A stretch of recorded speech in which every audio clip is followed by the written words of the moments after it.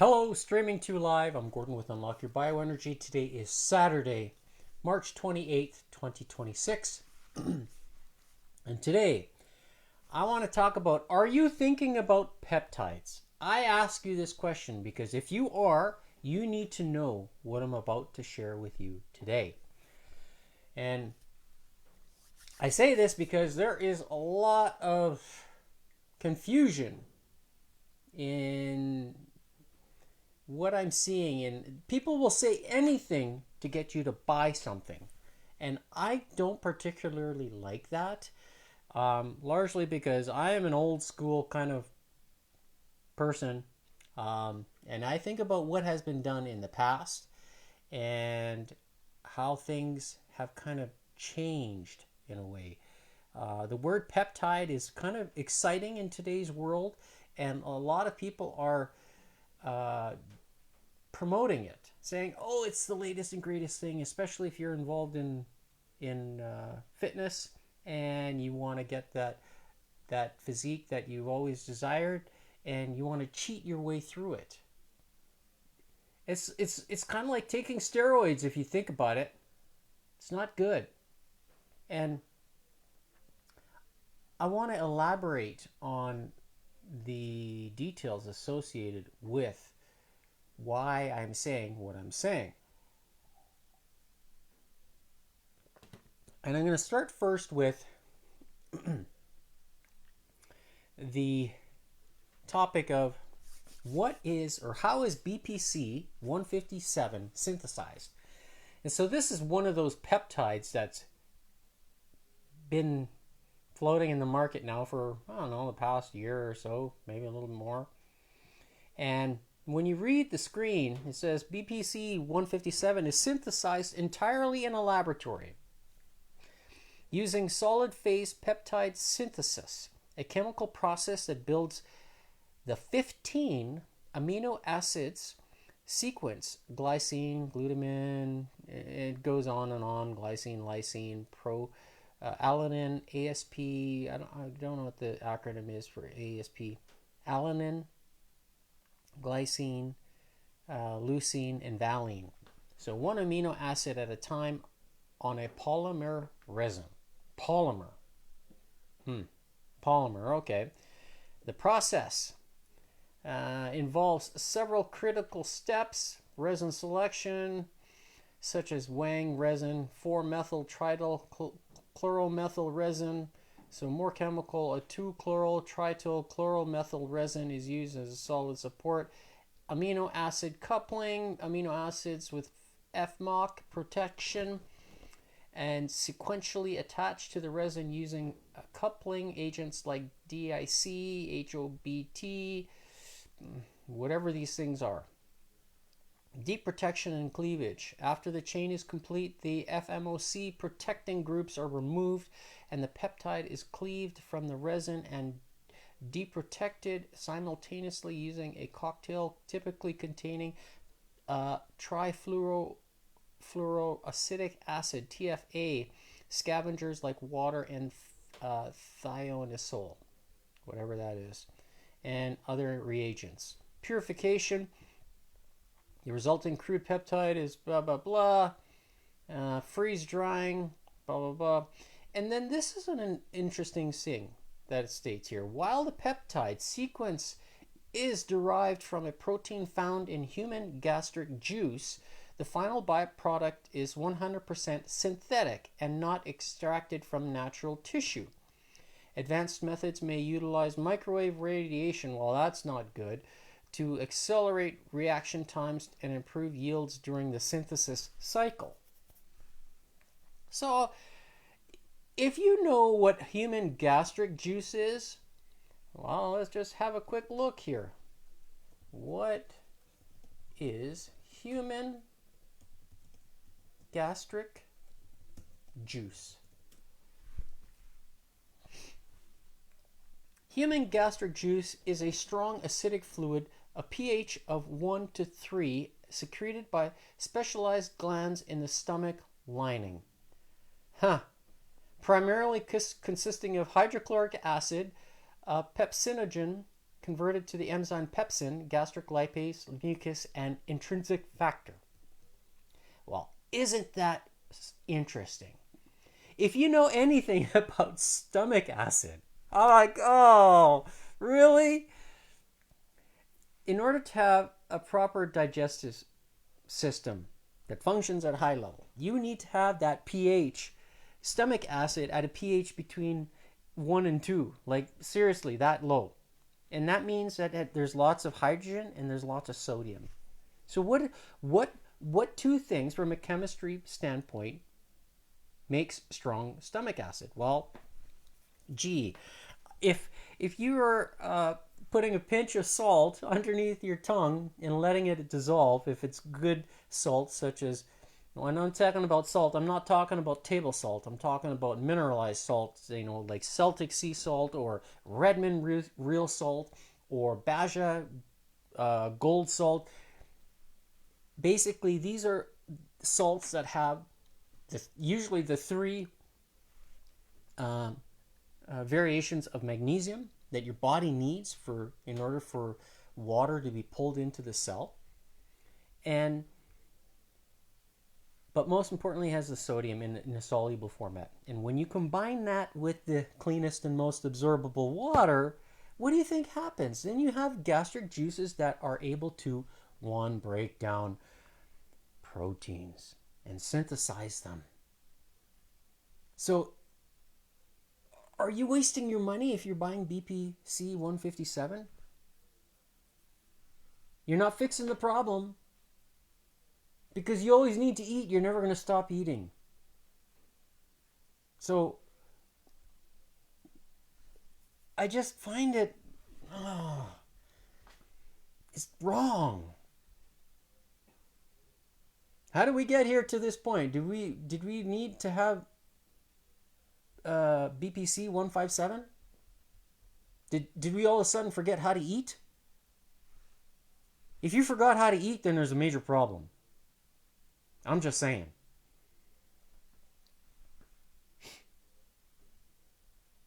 So,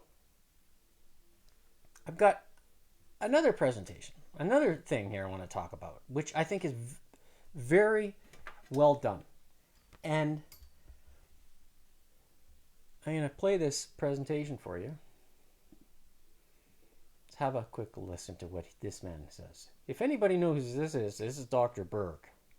And the hidden ingredient in junk food that acts like a detergent. I want you to think about what dish soap actually does. You squirt some on a greasy pan and it dissolves the grease by stripping off the protective layer off the surface of the pan. Now imagine the same process happening inside your gut. And I'm talking about this very delicate, thin layer of mucus on the inside of your gut that is there to protect you. There's a chemical that is so commonly added to our foods that we just consider it normal. And that chemical does the exact same thing to the protective lining of your intestines that dish soap does to the grease on a pan. And once the lining is gone, things that were never supposed to reach your bloodstream start reaching your bloodstream. They start getting through a leaky gut. I'm talking about bacteria, toxins, partially digested proteins from your food. And most people have never actually heard about it unless they read ingredients. And the bad news is, chances are you've been eating it unknowingly on a daily basis. Let me show you where this ingredient is actually hiding. It's in ice cream, it's in chocolate bars, it's in salad dressing, it's in plant-based milk, it's in bread, protein bars, peanut butter, coffee creamer, mayonnaise, and baby formula. It's estimated that this ingredient is roughly in 60% of all packaged foods on the grocery store shelves. And the wild part is, when I tell you what this is, you've probably heard about it before, but had no idea what it really is.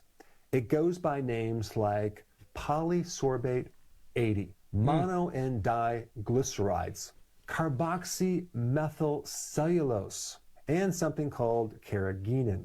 And I know this sounds like chemistry. Well, it is chemistry. It's chemicals. And these are all collectively called emulsifiers. Emulsifiers force the oil and water to mix so that the processed food looks smoother, so that it feels creamy when it's in your mouth, and it will last longer on the shelf. That's the only thing they do for the food. And so if they didn't put those in there, they wouldn't mix that well. So this is how it works. Your gut has a built-in defense mechanism. This mechanism is a thick layer of mucus that coats the inside of your intestines. On one side, you have trillions of bacteria. On the other side, you have your bloodstream. In fact, all of the food that you eat eventually gets through and goes into the bloodstream. But you also have your immune system right there too. That mucus layer separates those two things like a barrier. And emulsifiers, by their very nature, dissolve that protective barrier. I mean, that's literally their chemical function. They're there to do just that to food, but they end up doing it to your own body, your own intestines. And so many people are unknowingly eating this daily, over and over and over for years. And when that barrier gets too thin, the bacteria that are there to protect you end up getting through into the bloodstream. And your immune system is going to look at it like a pathogen and tag it as a bad guy. And now we get what's called an immune reaction, aka gut inflammation. And at first it starts as a low-grade, constant, simmering inflammation.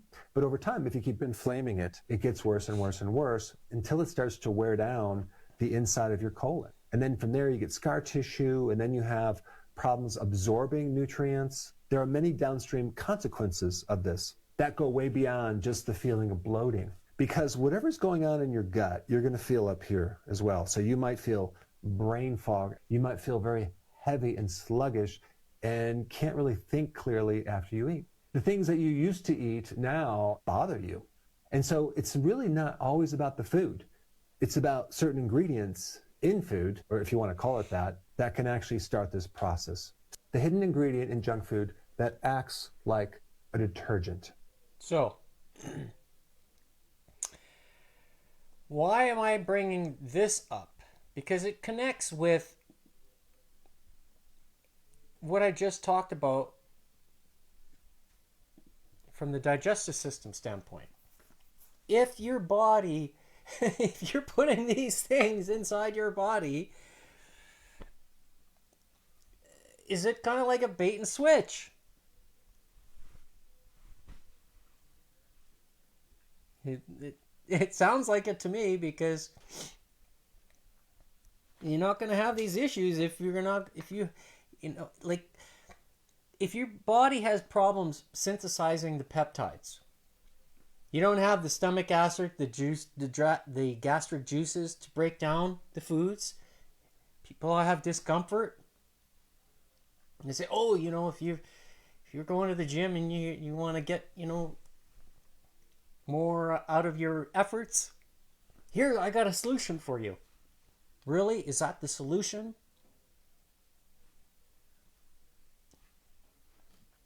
I think this one, what I put in this cup, when I call the cleanest and most absorbable water, and then combine it with the third thing, which is the salt, do you think I'm going to have strong gastric juices inside my stomach? And then when I put proteins into my stomach, so now it's 4 things, do you think my body's going to be in a position where it's going to digest those proteins very effectively? And then you add the spark, what I call. Now, what's going to happen when you add the 5 things together? You're going to have a system, a functioning engine, if you want to call it, or a body that's going to be in tippy-top shape. So, here I got my trusty whiteboard. I'm going to write a few things here. Okay. You can see I've got my dead hang. And usually I write my exercises that I'm doing for the day when I'm showing you. Okay, so peptides. So you have BPC 157 has 15 amino acids. Oh gosh, it's wobbling a little bit too much here.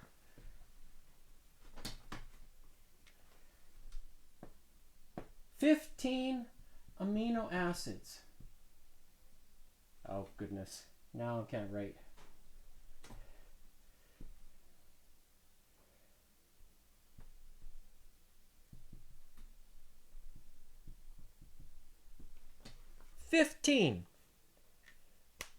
That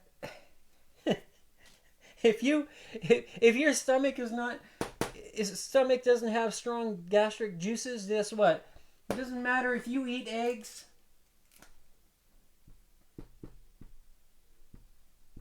Whole is more than this. More. A whole egg is going to have what's called on the PDCAA scale. It's going to have all essential,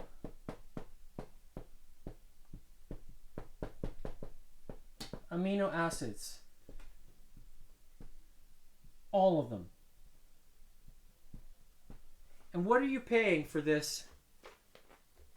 What are you paying for BPC 157? How much are you paying for it?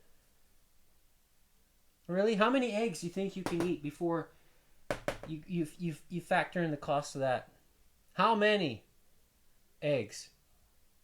Right? And so, the king of all kings when it comes to healing the body is called the GHK. Copper peptide. Now, this GHKCU specifically. Now, in this peptide, there's 3 amino acids.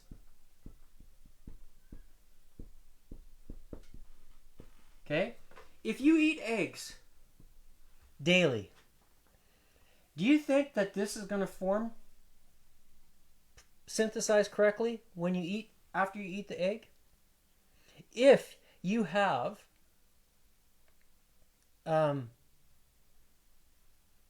strong stomach acid, pH of 1 to 3, right? How do you do that? You got to drink the cleanest and most absorbable water. And so that way, when you combine it with the salts, that hydrochloric acid forms correctly. That's step number 1.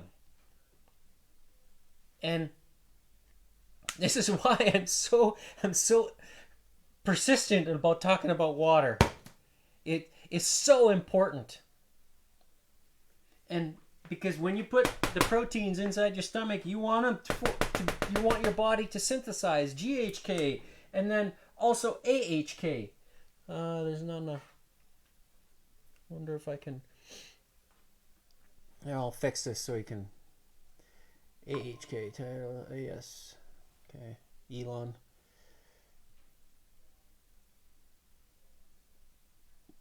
Okay, so here, so you have GHK, and then you want AHK.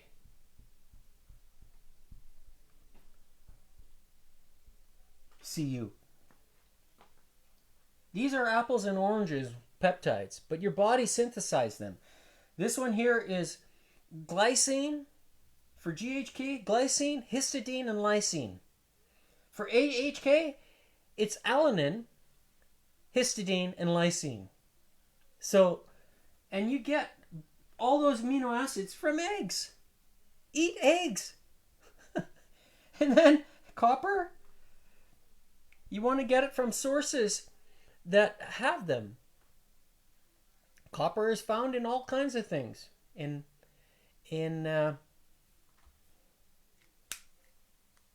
sources of copper. So I will just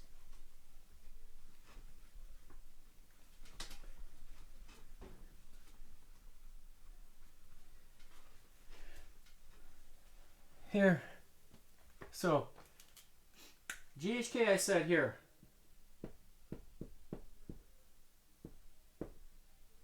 GHK, you need glycine,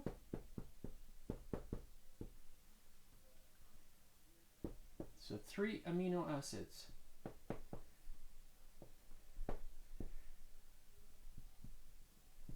Glycine, histidine, and lysine. 3 forms this. And then you want sources of copper.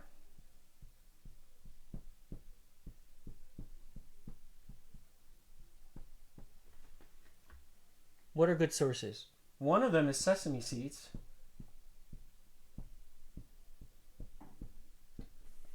Another source, it could be peanut butter.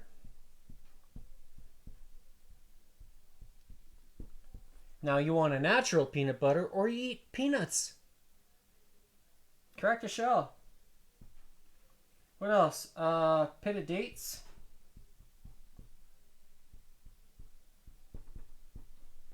Right? But also, if you eat whole eggs,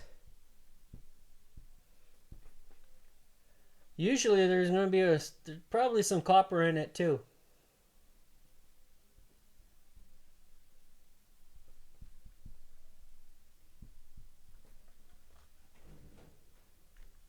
So, the other thing is you can eat seafood. You like seafood? Like, there's different sources. Or Celtic sea salt is going to have traces of copper in it. Do you think your body's going to find and use the copper that it gets? Sea salt? Just saying. You know, good nutrition will always do what's right for you, your body. But the thing is, you got to make sure that you're not putting those other things in your body that Dr. Berg just talked about, that I showed you. It makes total sense. Like, seriously. So, if you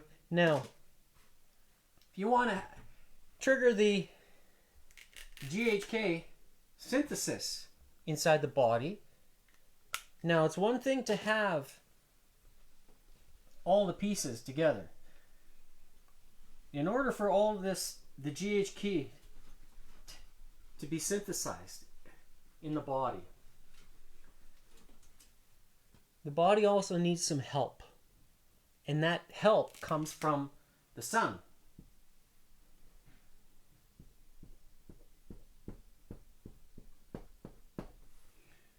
When you're outside,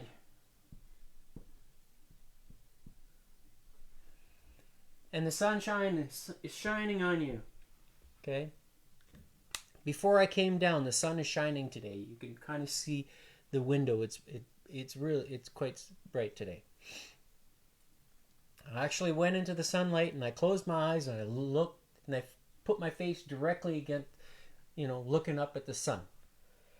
And through my eyelids, I can see the red light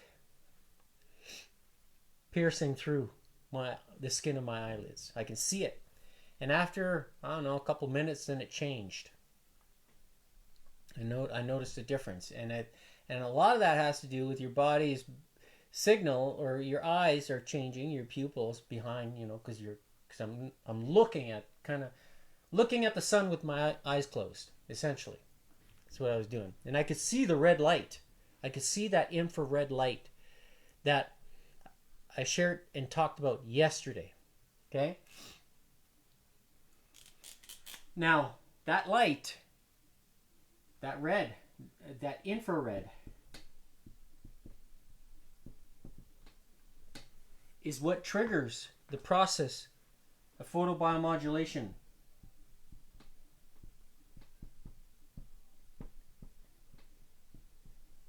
Inside your body.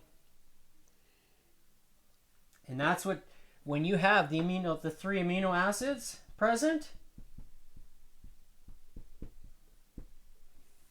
when they're present in your body floating around and you get that sunlight, then guess what happens? That process, the light, triggers this to happen, making the GHK. And when it combines together with copper, then that's when you have strong therapeutic effects. And this peptide goes into every nook and cranny inside your body and starts to fix things. That's how the body works. And that's why when people talk about God provided everything for us, that he did. So when you have the infrared light from here going through your skin, if you're not getting the sunlight, then that's where this here, the X39, helps, because it's reflecting that infrared light back into your skin, and it's basically telling you, like, your body, okay, I'm here. You can start making this. That's the trigger point. So if you're working night shift all the time, you want to think about this. It can help you keep your health and longevity, but reap the benefits from the GHK. Now, if you're like me and like to do fitness stress testing and performance and be, a strong individual and be able to do whatever you want to do during the day, then you also want to have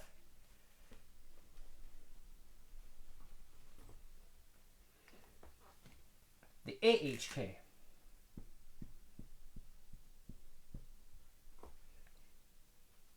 And then when it combines with the Cu, the copper, so that's alanine,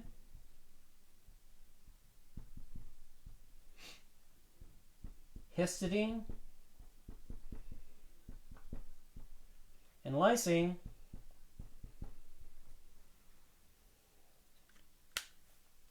then you have another peptide that's formed inside your body naturally.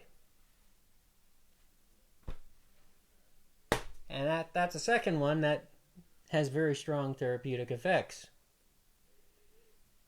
When I talk about the benefits, such as increased energy, vitality, this is why. Why do you think those white lines here are I got a different color. This is to represent the the clouds. When you see the clouds and the sky here, and are they trying to block what's going here? I just throwing it out there. I think there's a reason, because this here is good for you. Don't put sunscreen on. And if you're walking outside, put a hat on, as opposed, if the sun's too bright, put a hat on to break it, as opposed to putting sunglasses. Don't cover your eyes, because your eyes are part of that defense mechanism. So basically, they control how your body responds to the light. And this is why I'm saying, when I see the red light and the UV through, when I first looked up at the sun today, I could see the red, and then after a minute or two, it changed. I was like, oh, I noticed a change already. And that's because my eyes can see the light through my skin, right? And it turns on the defense mechanism. That's why it changes. I'm pretty sure that's what it is, because it makes sense to me. Because when people talk about, don't wear sunglasses, yes, because it turns on your defense mechanism. Your body self-regulates. It knows how to do this. But like in yesterday's episode, there is too much of a good thing too. So, if you need to break away from having a break from the sun, well, then you go in the shade. That's what you should do, or cover up. Oh, but then it's too hot. That's just then you need to think about can water be used to help self-regulate your body, with salt. Yes, it contributes to that process. So I hope you learned something today, because Good health should not be complicated. It shouldn't. But what's complicated? What's making it complicated? Well, I think it's some of these things that have been in our lives for a long time, and then people wonder why, they have issues. Well, people like eating ice cream. Make your own without these ingredients. Oh, but it's too hard. Really? Is it too hard? I don't think so. Just got to know how to do it. And we're training each other. Because we all like to have treats, right? So let's find ways to do it the right way. So with that, I hope you enjoyed it. Today's session. Oh, I'm going to move this out of the way here.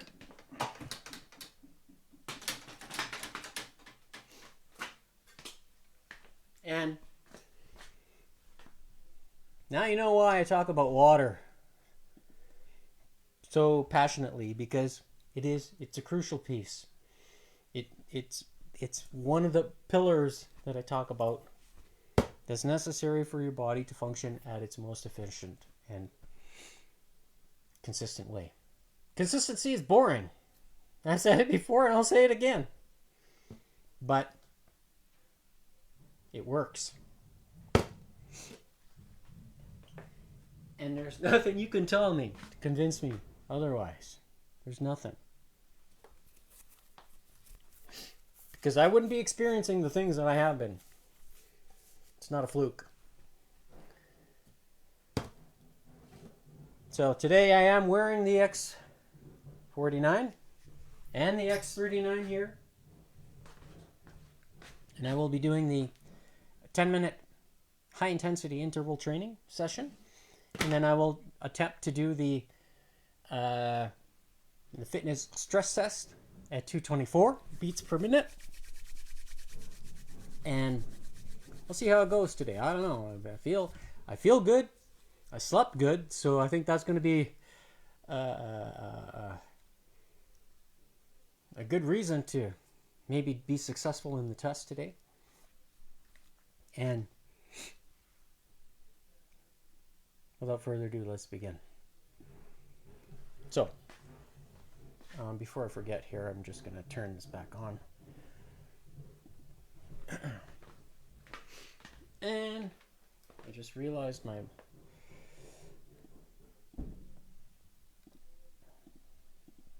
metronome.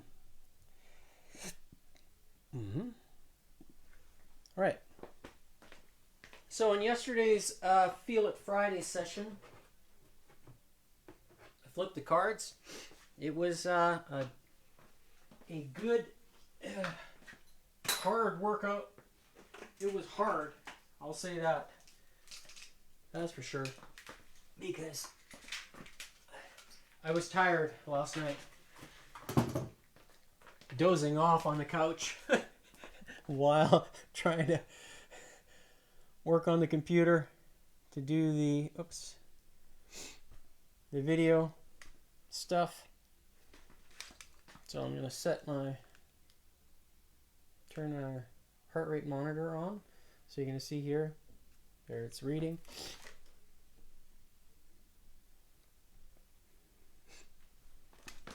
Turn the speaker on.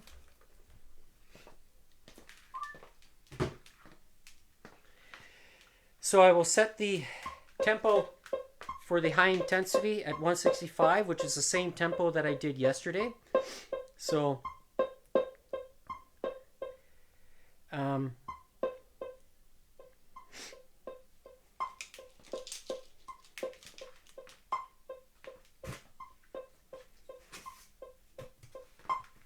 let's begin.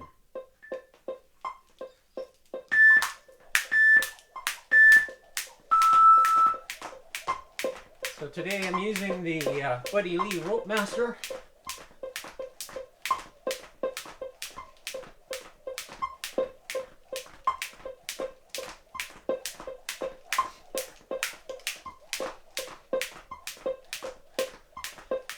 This rope has, or the handles on this one are longer.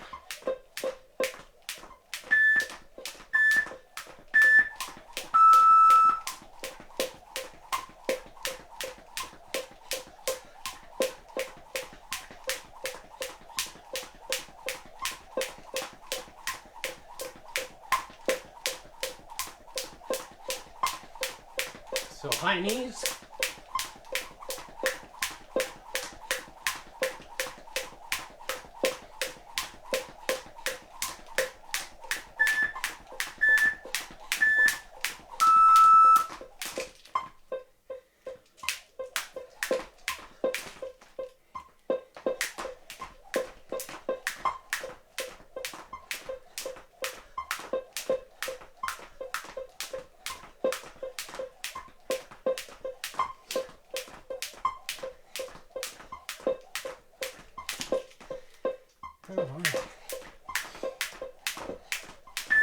All right.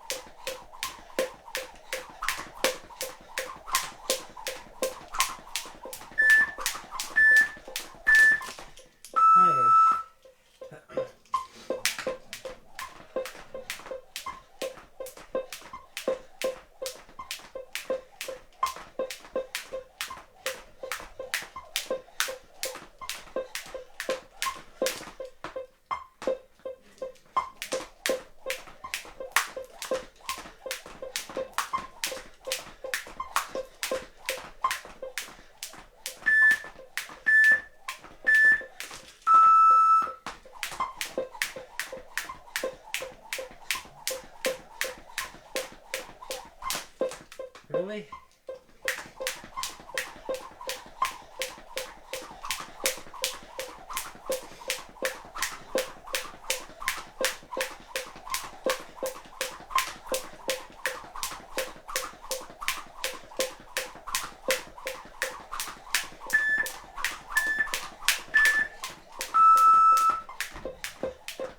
Flip my finger again.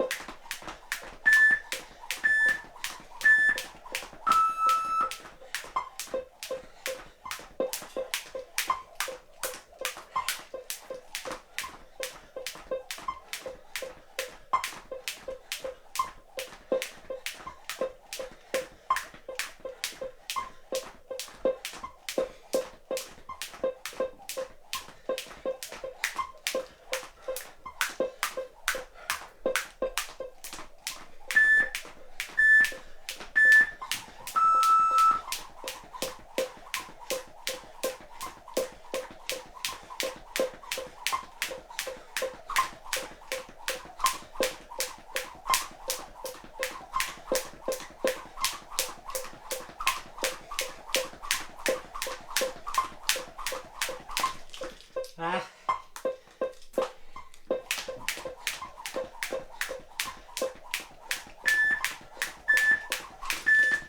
Again.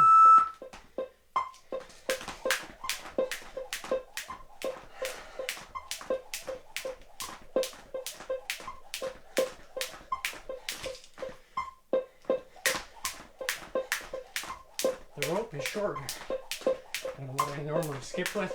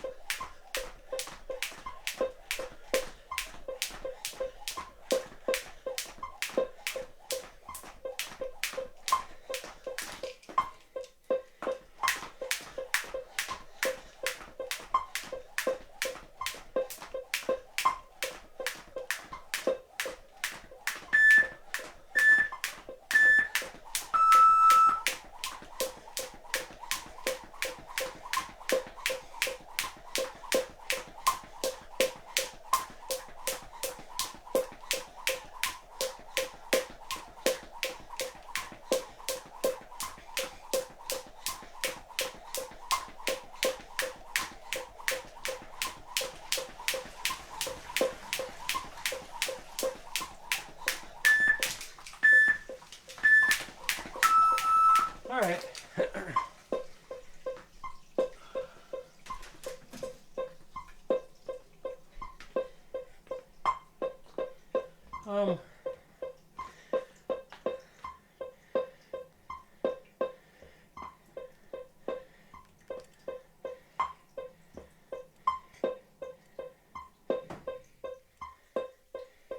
One thing I've been contemplating on is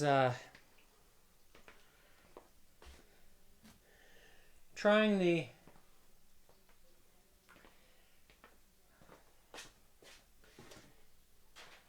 speed test or the fitness trust test with this rope, because it's kind of similar weight.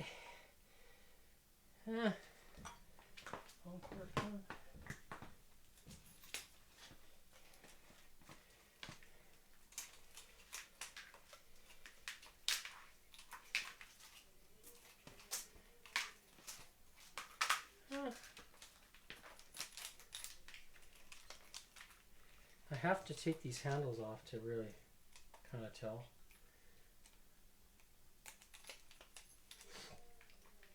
If it's similar weight.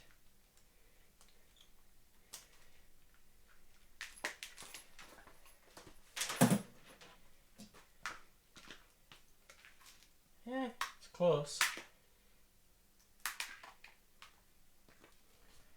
Is it the same length?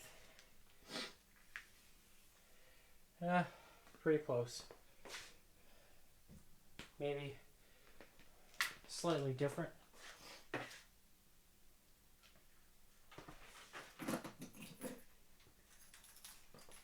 think what I will do is still try the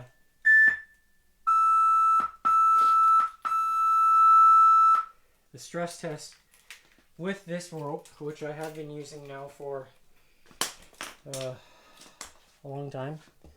So this, you can see here, there's that kink, right? It's holding up, but certainly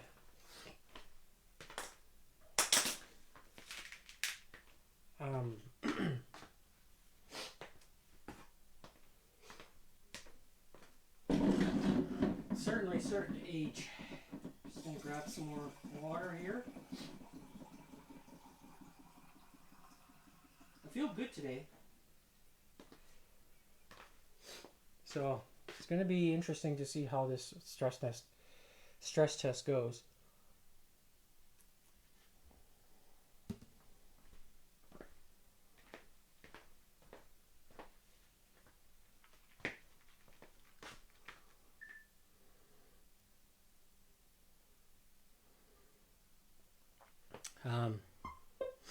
Okay, so I said I would put the tempo at 224. So 224 beats per minute.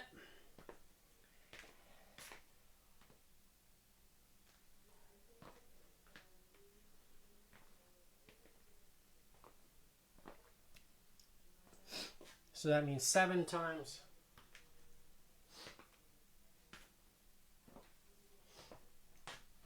Well then, yeah, 224. So I need 26 skips after that, 60 seconds to get 250 in 67.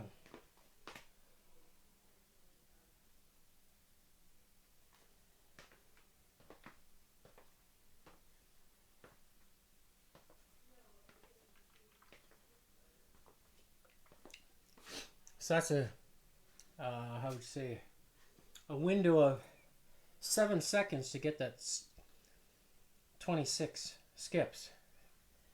26 times in. That's a lot of skips in 7 seconds. So that's at a pace of, I said, 3.73 revolutions per second.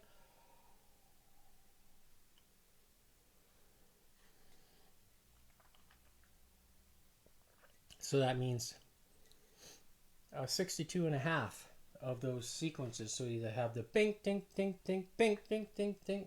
So when you hear that first beat of the measure,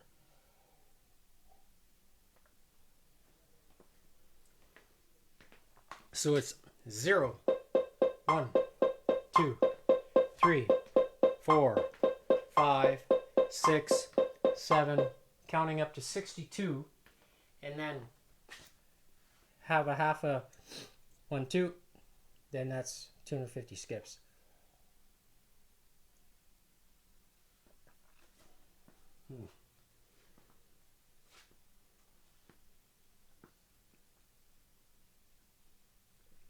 What I will also do is wear a cap, so that way I don't see the heart rate monitor. I just want to focus on on skipping. Maybe I'll wear go the all Mustang.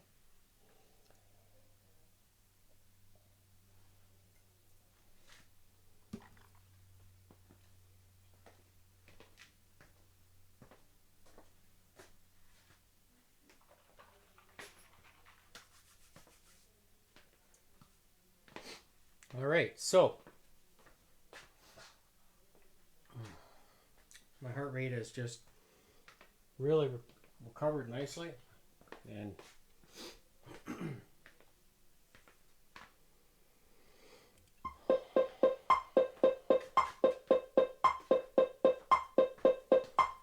gonna give it a shot with this rope first, see how it goes.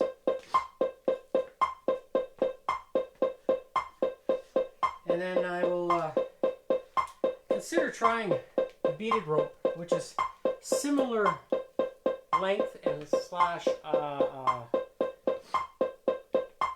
weight. So I think I'll try it today just out of curiosity to see how it goes. So it'll be a couple of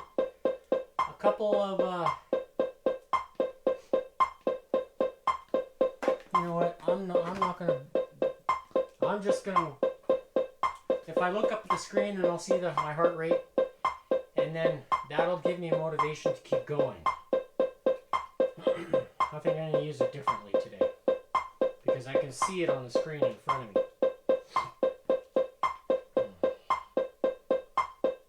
Yep, 90.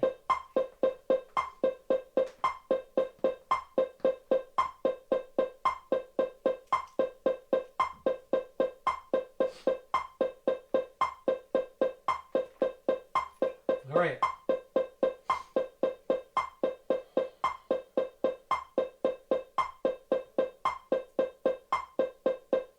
There we go.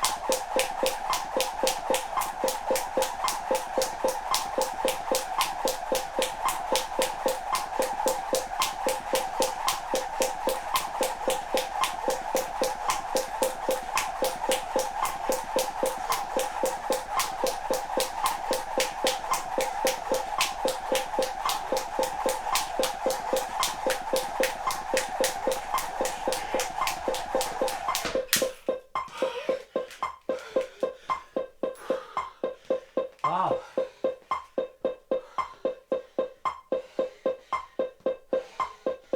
Felt good.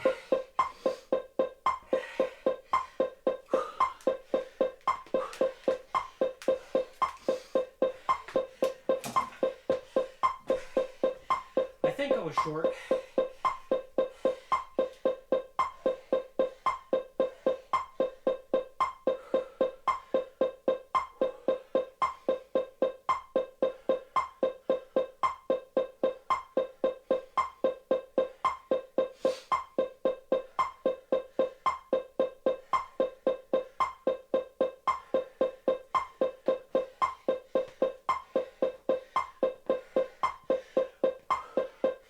I know I was close. I think I was short though in that test.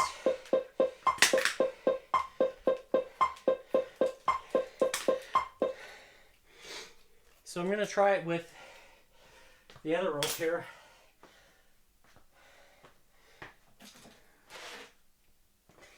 Which is similar. Just going to wait till my heart rate recovers a little bit more here.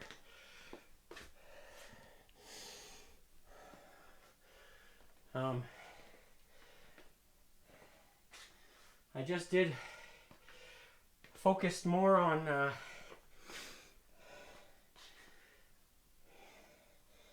keeping pace. I didn't think about time. I only started thinking about when it was going to start to hurt. Especially in the forearms, because that's where it hurts first.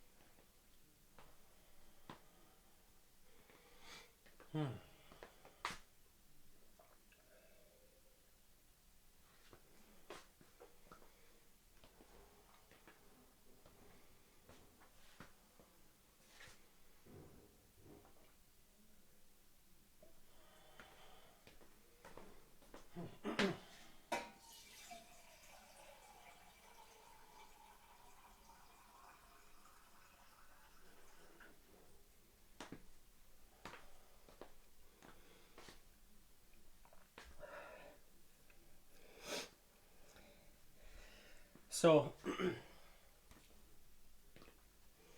while replenishing my body with the cleanest and most absorbable water,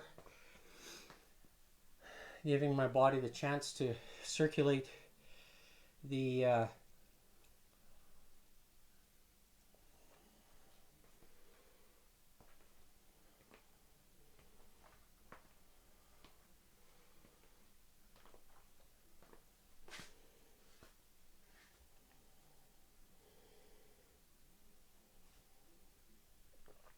the hydrogen and the oxygen from it.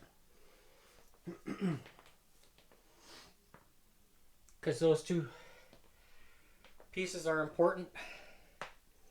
So to help with forming mitochondria and ATP in the body.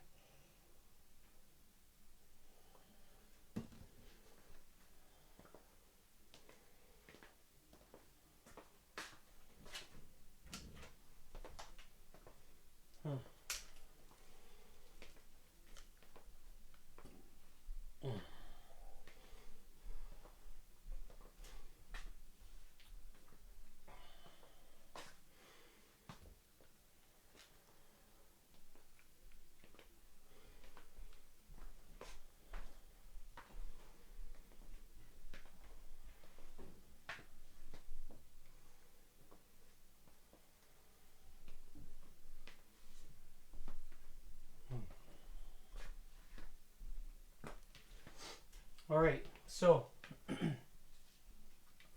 going to try to do with my rope, the beaded rope. This is the one that I use. It's kind of similar weight to the other one. The handles are lighter with this rope. So it's probably going to affect how this test goes, but I think it's worthwhile trying. And so that's going to be the tempo 224 with the purple rope.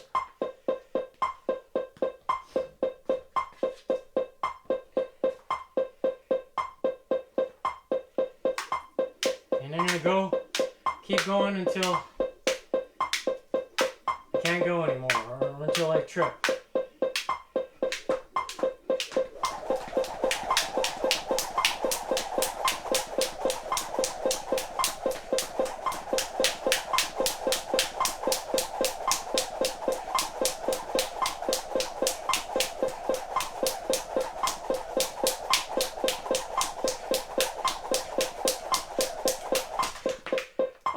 Tripped. Felt good. It feels different. Is it lighter? Marginally lighter.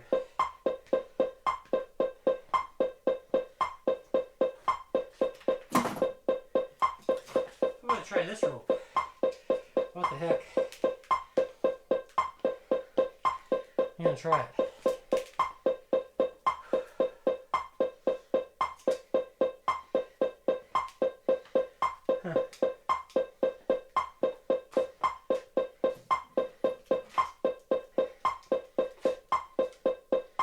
There was one thing I noticed with this rope here, this guy, was, I would call it the flex. This plastic, the handle, it flexes a little bit.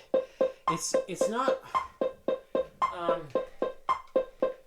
a strong amount, but it's noticeable where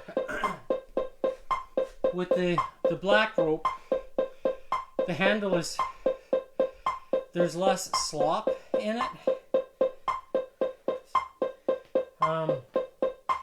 especially in the rotation.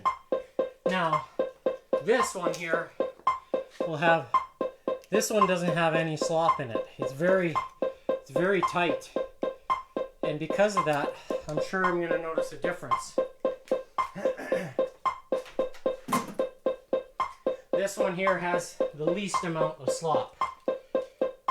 That's one thing I know for sure.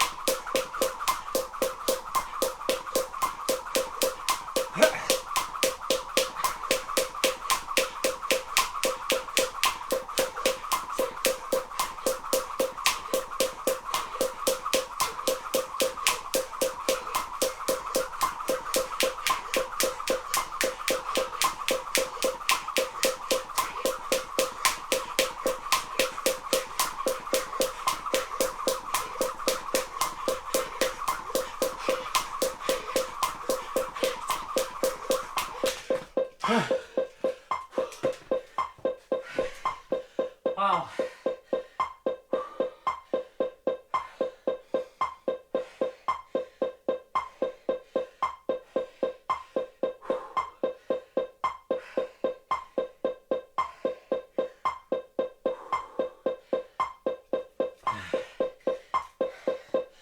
It certainly feels different when I talk about that slop. This one is definitely the smoothest. This rope right here.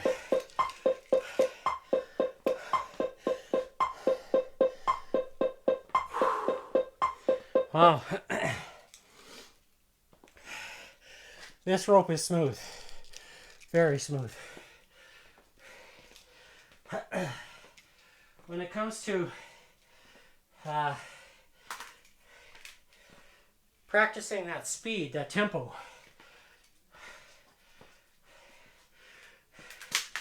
this one is good. Very good.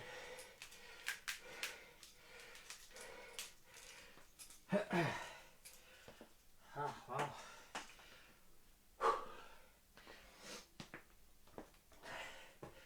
So, trying the test, the fitness stress test with the 3 different ropes.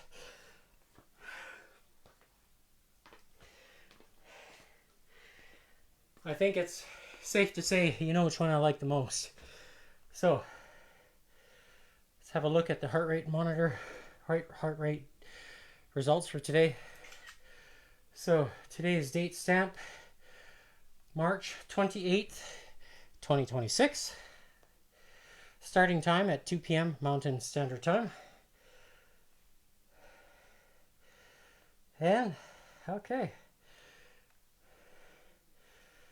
I hit maximum of 171. Looks like it was here in the first attempt. So I'm wondering if that was, if I actually got it. I don't know. I'll have to count the number of sequences in the replay because I didn't count today. I kept going until it hurt. And seeing that heart rate, part of me is telling me that I think I got it. So it'll be interesting to see. You can see my heart rate here during the high intensity portion of the 10 minutes. So my heart rate going up and down. So my body's ability to recover fast is still, it's increasing. I'm getting stronger. And obviously with the 171 back down, you can tell as well. So I have to watch the replay to see how long that took for it to come down. But needless to say, I think another solid edition of Sunny Saturday. And if you want to experience the benefits like I am, power your body with the best, and you'll feel those things. So it's definitely worth your money, in my opinion, because my results speak for themselves. Not only in the log that I keep track of. I just realized I didn't update yesterday's. I didn't put yesterday's entry in. I'll show you here. So this is the log from the, or I actually did. Oh, here we go. I gotta refresh. So yesterday's Feel It Friday workout. You can see here the date, March 27th, 2026. First round took 9 minutes and 15 seconds to complete. There was a total of 213 reps. And that was too shy of the week prior. The week prior on March 20th, it was 215. So the week prior to that was only 170. So depends on how the cards are shuffled will dictate how the round goes. and the length of time it takes to finish. So overall, it was a tough workout yesterday. The first round really did take a lot out of me, because my pace, I think, in the second round was a little bit slower.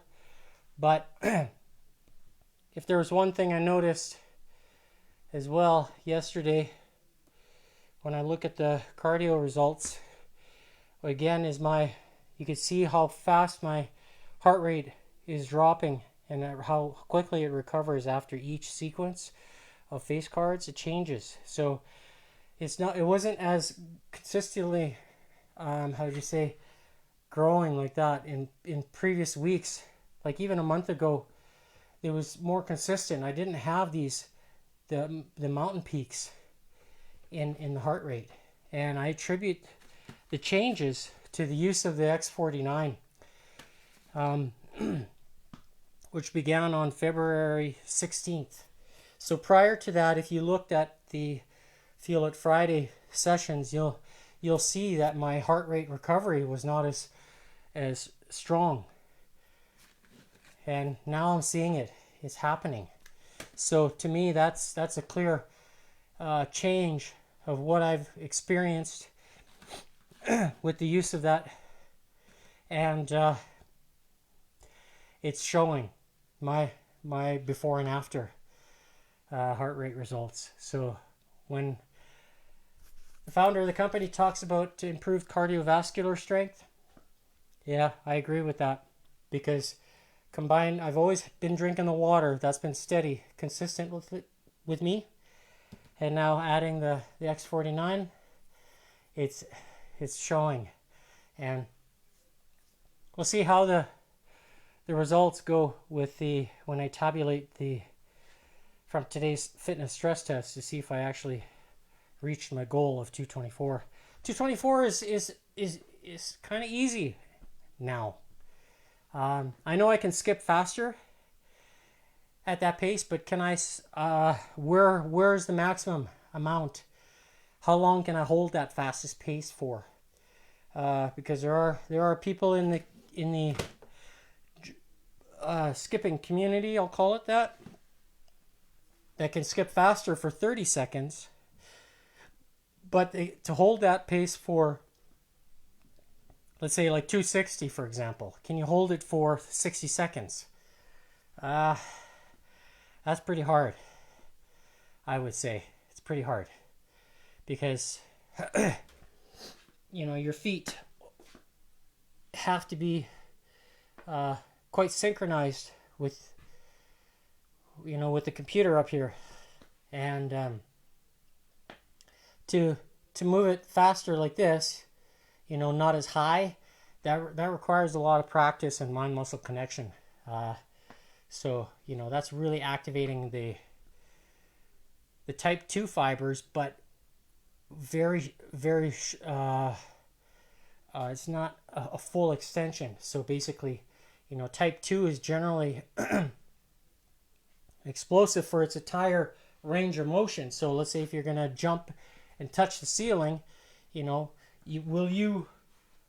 your butt be touching the ground and then jumping up? No, right? So the range in which the range of motion where that type 2 fibers is its strongest is within a certain range of the muscle.